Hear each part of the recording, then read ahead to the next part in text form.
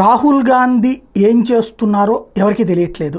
Main అయితే ఎందుకంటే ఈ మాట అనాల్సి వస్తుంది. క్రమంగా ఏది భారతదేశంలో ప్రజలకి మధ్యన ఎవరి భావం వాళ్ళు పంచుకునే స్వేచ్ఛ లేదు అని. ముస్లింలు ఇక్కడ తమ ప్రార్థనలు తామే చేస్తారు, క్రైస్తవులు తమ ప్రార్థనలు తామే చేస్తారు. నువ్వు ముస్లిం కాబట్టి ఇలా ప్రార్థన చేయడానికి వీల్లేదని ఎవడన్నా ఆపుతున్నాడా? లేదా వాళ్ళ వస్త్రధారణ ఎవడన్నా ఆపుతున్నాడా? కానీ హిజాబ్ వివాదం ఎక్కడొచ్చింది? కాలేజీలో వచ్చిన వివాదాన్ని దేశం కాదు ప్రపంచమంతా తీసుకెళ్ళి ఎక్కడేదో ఆఫ్ఘనిస్తాన్లో జరిగినట్టు జరుగుతోందన్న బిల్డప్ క్రియేట్ చేస్తున్నాడు. ఎంత దుర్మార్గంగా వక్రీకరిస్తున్నాడంటే అంత దుర్మార్గంగా వక్రీకరిస్తున్నాడు. క్రిస్టియన్స్ది వాళ్ళ వస్త్రధారణ ఎవరైనా ఆపుతున్నారా? వాళ్ళ పూజలు ఎవరైనా ఆపుతున్నారా? కానీ అట్లా చేసుకొస్తున్నారు.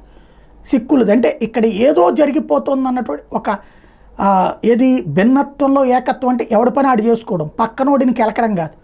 ఇక్కడ వినాయక చవితి గురించి అడ్డకోలుగా కెలుకుతారు, దీపావళి గురించి అడ్డకోలుగా మాట్లాడతారు, దసరా గురించి నోటుకొచ్చినట్టు మాట్లాడతారు. అదే ఇతర మతాల కార్యకలాపాల్లో హిందువులు ఎవరు మాట్లాడలేదే. అయినా హిందువులను దొంగలుగా చేసి ఈ దేశాన్ని దొంగలుగా చేసి చూపించడంలో రాహుల్ గాంధీ చాలా కీలక పాత్ర పోషిస్తున్నాడు.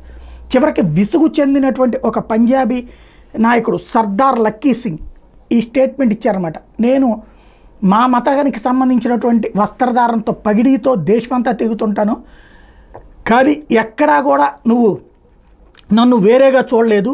దయచేసి రాహుల్ గాంధీ గారు విష ప్రచారం మానండి అని చెప్తున్నాడు.